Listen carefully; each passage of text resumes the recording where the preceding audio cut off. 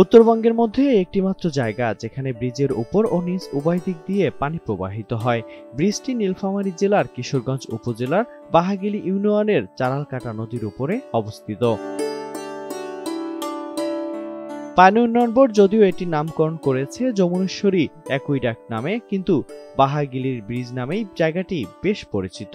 অ্যাকুইডাক্টের উপর দিয়ে বয়ে যায় বগুড়া সেচ খালের পানি ও নিচ দিয়ে প্রবাহিত হয় চারালকাটা নদীর স্বচ্ছ জলরাশি। তো আসলে ঈদ উদযাপনটা এখানে আসলে আপনারা বুঝতে পারবেন যে আসলে কতটা জাঁকজমকপূর্ণ হিসাবে এখানে মানুষ এসে এই জায়গার প্রাকৃতিক সৌন্দর্যটা উপভোগ করতেছে। মানে এখানে আমি এর আগেও আসছিলাম, এখন ঈদে সবাই আসছে, তাই সবার সাথে আমিও আসলাম একটু ঘুরে যাই। জায়গাটা কিন্তু অনেক ভালো।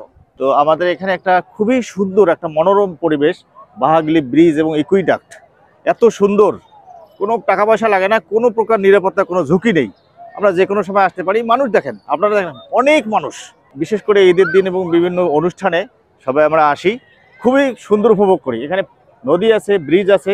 এবার ঈদকে ঘিরে এখানে অস্থায়ী দোকানপাট সহ নাগরদোলা ও শিশুদের বিভিন্ন রাইডের ব্যবস্থা রয়েছে।